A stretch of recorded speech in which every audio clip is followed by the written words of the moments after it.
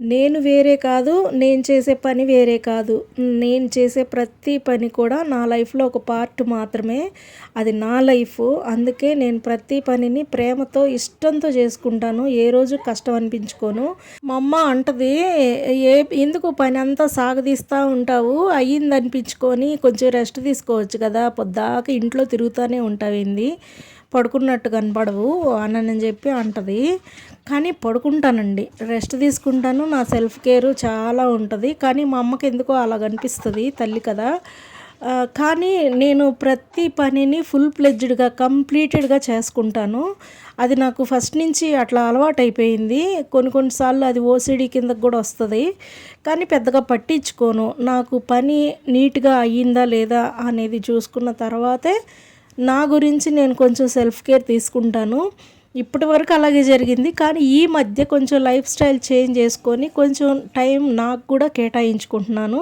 ఈ వీడియోలోకెళ్తే నేను వారానికి ఒకసారి చేసుకునే క్లీనింగ్ మాత్రం స్టార్ట్ చేశాననమాట. ఈ క్లీనింగ్ నేను ప్రతి శుక్రవారం పెట్టుకుంటాను. ఎందుకంటే శనివారం మా వారికి వీక్లీ ఆఫ్ ఉంటది కాబట్టి శుక్రవారమే నేను మొత్తం క్లీనింగ్ అనేది పెట్టేసుకొని నీట్‌గా హెడ్ బాత్ చేసుకొని బాగా ఉండాలని, చక్కగా ముగ్గులు పెట్టుకొని అలా ఉండాలని నాకిష్టం అనమాట.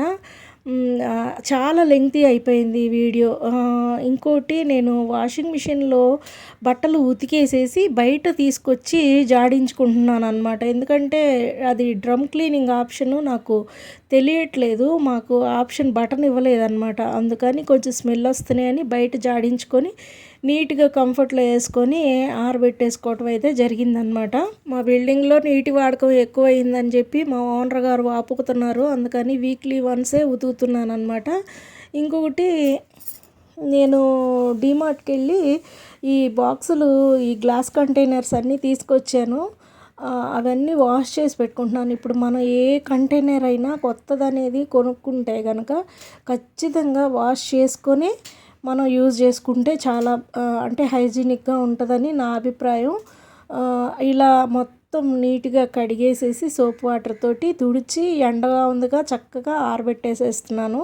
నా కిచెన్‌లో నేను ప్లాస్టిక్ వాడకం అయితే తగ్గించాలనుకుంటున్నాను. చిన్నగా 1 బై 1 నేను గ్లాస్ కంటైనర్స్‌కి గానీ, స్టీల్‌కి గానీ నేను మారిపోవాలని చూస్తున్నాను. కానీ మన మిడిల్ క్లాస్ వాళ్ళకి త్వరగా చేంజ్ అవ్వడం అయితే కుదరదు.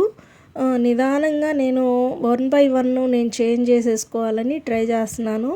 ఇంకా భయంకరంగా గాలి, విపరీతమైన గాలి. అదేం గాలో కానీ ఆ సౌండ్ కూడా చెవుల్లో మ్రోగుతోంది.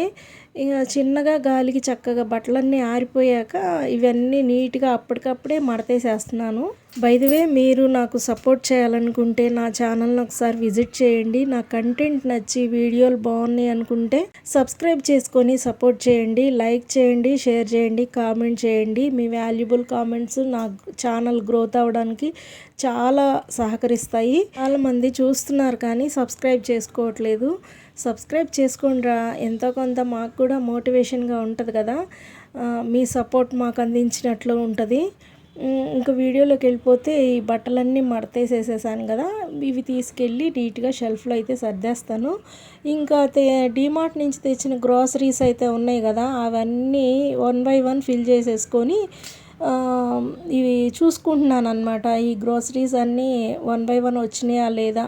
పోయినసారి ఏం జరిగిందంటే ఉప్మా రవ్వ, ఇడ్లీ రవ్వ నేను 2 వేరువేరుగా ప్యాక్ చేయమంటే మా సారు అలా పొరపాటున చేసేసారా లేకపోతే వాళ్ళు పక్కపక్కనే అవి పేర్లు మార్చకుండా పెట్టారో తెలీదు కానీ ఇడ్లీ రవ్వ స్టిక్కర్ వేరుగా వేశారు, ఉప్మా రవ్వ స్టిక్కర్ వేరుగా వేశారు.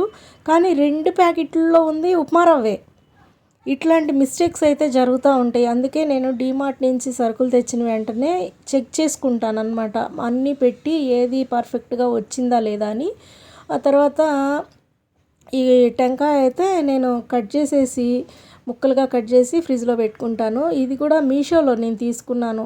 అసలు ఎంత చక్కగా వస్తుందంటే కొబ్బరి అంతా చాలా నీట్గా స్లైసుల వారీగా చక్కగా వచ్చేసింది. ఎక్కువ కష్టపడనక్కర్లేకుండా చాలా బాగుంది. ఈ వస్తువు కనుక మీకు నచ్చినట్లయితే మీషోలో చెక్ చేయండి, చాలా బాగుంది. నాకు ఈజీగా కొబ్బరంతా వచ్చేసిందనమాట. కొబ్బరి మొత్తం చక్కగా ముక్కలు ముక్కలుగా కట్ చేసేసి డీప్ ఫ్రీజ్లో పెట్టుకొని పల్లి చట్నీ అట్లాంటి వాటిల్లోనే వేసుకుంటాం. కొబ్బరి చట్నీ అయినా చేసుకోవచ్చు టిఫిన్లలో అట్లాగా. అలాగే వాడతాను నేను ఎక్కువగా. చాలా బాగుంటుంది, సులువుగా పని అయిపోతుంది నాకైతే. ఇక మొక్కల దగ్గర నీళ్లు పోయడం వల్ల అసలు మొక్కలు కిందంతా రెడ్గా మట్టి మరకలు అయితే పట్టేస్తున్నాయి. లెమన్ ముక్కలు నేను చాలా రోజుల నుంచి వాటర్లో వేసి పెట్టాను కదా, వాటిల్లో కొంచెం వెనిగరు కొంచెం సోడా వేసి ఈ కిందంతా కడిగేసేస్తే కొంచెం ఆ మరకలు ఏమన్నా పోతాయేమో ట్రై చేద్దామని చెప్పి ట్రై చేశాను. కొంచెం నానితే బాగుంటుందని ఒక 10 నిమిషాలు అలా వదిలేసి ఇంట్లోకి వచ్చి అయితే ఇల్లు కూడా మాపింగ్ చేసేస్తున్నాను అనమాట. ఇంకా ఈ మాపింగ్ ఇదంతా అయిపోతే ఇంటి పని అంతా అయిపోయినట్టు. ఉదయం 8కి మా సార్ వెళ్ళిపోతారు. ఆయన వెళ్ళిన దగ్గర నుంచి ఈ క్లీనింగ్ అయితే మొదలుపెట్టాను. ఇప్పటికి 1 అవుతుంది. ఇంకా కొంచెం వర్క్ బ్యాలెన్స్లో ఉంది.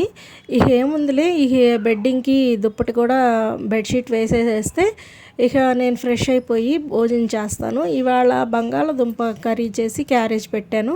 ఈ బెడ్ మీద వేసే బెడ్షీట్ గురించి ఒక విషయం చెప్పాలండి. ఇది కింగ్ సైజు బెడ్షీటు. ఇది అంతా ఎక్సెస్ ఏం చేయాలో అర్థం కాక ఇంతకాలం కొట్టుకు చచ్చాను. ఈ మధ్య ఒక వీడియోలో టిప్ చూశానమాట. ఈ కార్నర్స్లో ఇలా ముడేసేసి బెడ్ కిందకి ఫోల్డ్ చేసేస్తే అస్సలు బెడ్షీట్ కదలదు, వేసింది వేసినట్టే ఉంటుంది, ముడతలు రావు, చాలా నీట్గా ఆర్గనైజ్డ్గా ఉంటుంది అని చూశాను. సరే మనం కూడా ఒకసారి ట్రై చేద్దాం అబ్బా అని చెప్పి 4 కార్నర్స్లో నేను అట్లా ముడిపెట్టాను. ముడిపెట్టి వేస్తే అసలు చక్కగా కూర్చుంది. ఈ టిప్ నాది కాదు, నేను కూడా యూట్యూబ్ వీడియోలో చూసి ట్రై చేశాను. మీకు కూడా నచ్చితే ట్రై చేయండి. ఇక ఫ్రెష్ అయిపోయి నేనైతే భోజనం చేసేస్తున్నాను. ఇంతేనండి ఇవాల్టి వీడియో. నచ్చితే సబ్స్క్రైబ్ చేసుకోండి. Thank you for watching. Bye.